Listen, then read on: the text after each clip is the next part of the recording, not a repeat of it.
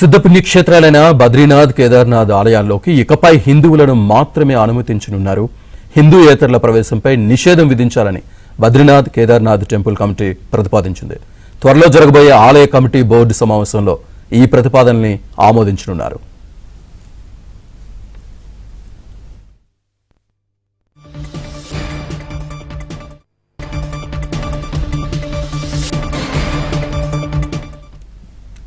ఈ రెండు ఆలయాలతో పాటు కమిటీ పరిధిలోకి వచ్చే మిగతా దేవాలయాల్లోనూ ఇదే ఎంట్రీ నిబంధన వర్తించనున్నట్లు తెలిపారు. ఇప్పటికే గంగోత్రి ధామ్లోకి హిందూయేతరులు ప్రవేశించకుండా నిషేధం విధించారు. ఈ క్రమంలోనే బద్రీనాథ్, కేదార్నాథ్ ఆలయ ప్రవేశాలపైన ప్రతిపాదనలు వచ్చాయి. అయితే ఈ కొత్త నిబంధనలు ఎప్పటి నుంచి అమల్లోకి తెస్తారన్న విషయాన్ని మాత్రం ఇంకా నిర్ణయించలేదు.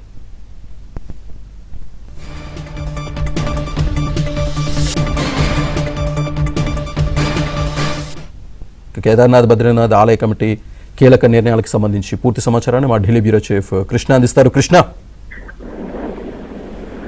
శ్రీనివాస్, ఏదైతే కేదార్నాథ్, బద్రీనాథ్ కు సంబంధించి ఈ యొక్క నిర్ణయం కొంత ఇంకా చర్చల దశలోనే ఉందని చెప్పుకోవచ్చు. కేదార్నాథ్, బద్రీనాథ్, గంగోత్రి ధామ్ ఏదైతే హిందూయేతరుల ప్రవేశంపై తాజా నిర్ణయాలు అందరిలో కూడా చర్చనీయాంశమైనవి. ఉత్తరాఖండ్ లోని పవిత్ర ఆలయాల విషయంలో ఆలయ కమిటీలు, అదేవిధంగా ఇటీవల కీలక నిర్ణయాలు కొన్ని ప్రతిపాదనల దిశలో ఉన్నాయని చెప్పొచ్చు. వాటికి సంబంధించి ఇప్పుడు జరుగుతున్నటువంటి చర్చ అంతా మనం చూస్తూ ఉంటే గంగోత్రి ధామ్ నిర్ణయం అయితే అమల్లో ఉంది. గంగోత్రి ధామ్, అదేవిధంగా ముక్తా ఆలయం ఈ పరిధిలో హిందూయేతర వ్యక్తుల ప్రవేశం పైన నిషేధం విధించాలనే నిర్ణయాన్ని ఆలయ కమిటీ ఇప్పటికే తీసుకుంది. ఆలయ పవిత్రత, అదేవిధంగా సంప్రదాయాలను కాపాడేందుకే ఈ నిర్ణయం తీసుకున్నామని కూడా కమిటీ తెలిపింది. ఇది ఆలయ కమిటీ స్థాయిలోనే తీసుకున్నటువంటి అధికారిక నిర్ణయం. అయితే ఇక కేదార్నాథ్, బద్రీనాథ్ ఇది ఇంకా ప్రతిపాదన దశలోనే ఉంది. బద్రీనాథ్, కేదార్నాథ్ ఆలయ కమిటీ పీకేటీసీ ఏదైతే ఉందో అది తమ పరిధిలోని సుమారు 45 ఆలయాల్లో హిందూయేతరుల ప్రవేశాన్ని నిషేధించాలనే ప్రతిపాదన చర్చలో పెట్టింది. ఇందులో కేదార్నాథ్, బద్రీనాథ్ కూడా ఉన్నాయి. అయితే ఇది తుది నిర్ణయం కాదు, బోర్డు సమావేశంలో ఆమోదం పొందితేనే అమల్లోకి వస్తుంది. అయితే హరిద్వార్ విషయంలో కూడా, హరిద్వార్ లో కూడా గంగా ఘాట్లు విషయంలో కూడా హిందూయేతర ప్రవేశాన్ని పరిమితం చేయాలని ఆలోచనలు అయితే చర్చలు అయితే జరుగుతున్నాయి. కానీ ఇప్పటి వరకు ఎలాంటి అధికారిక నిర్ణయం కానీ నిషేధిత ఉత్తర్వులు కానీ లేవు. ప్రభుత్వం, స్థానిక సంస్థలు కూడా దీనిపై ఇంకా నిర్ణయం తీసుకోలేదు. అయితే ముఖ్యంగా గుర్తుంచుకోవాల్సింది, గమనించాల్సింది ఏంటంటే ఇవన్నీ కూడా ఆలయ కమిటీలు తీసుకుంటున్నటువంటి నిర్ణయాలు.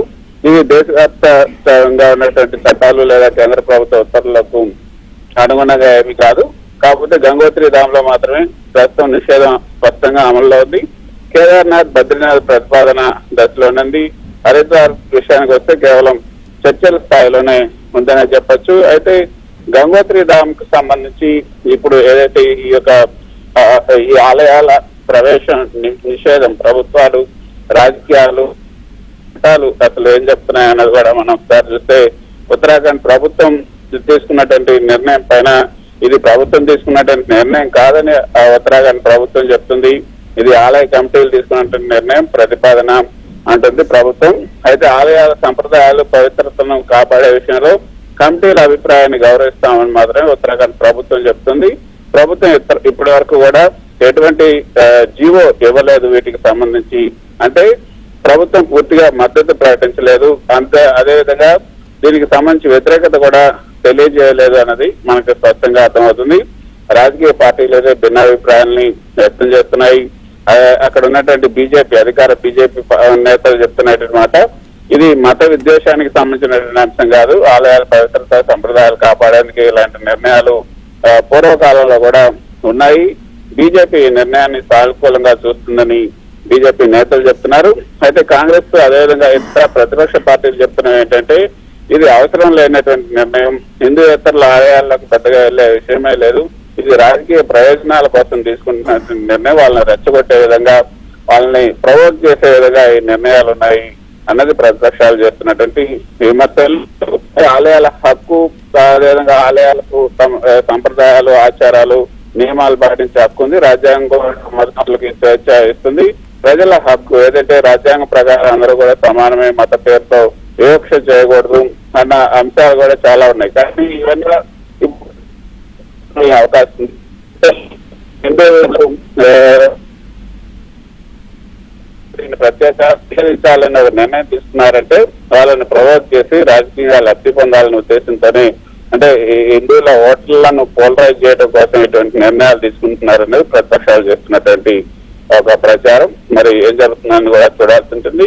బద్రీనాథ్ గంగోత్రి, యమునోత్రి మనం చూసాం, చాతా మేతర్లకు ప్రసిద్ధి. అటువంటి దేవాలయాల్లో ఈ నిర్ణయం తీసుకుంటే ఏమవుతుంది అన్నది కూడా మనం చూడాల్సి ఉంటుంది. Srinivas. Right Krishna, thank you.